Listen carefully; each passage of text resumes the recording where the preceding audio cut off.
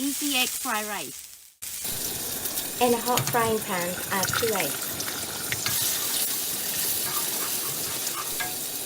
Then add 2 cups of cooked rice.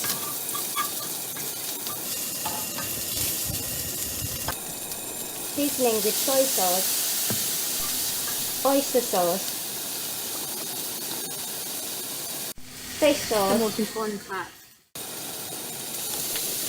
black pepper. Crank it up. Finally, add spring onion and coriander. Just like that. It's so easy. You can do it. Enjoy.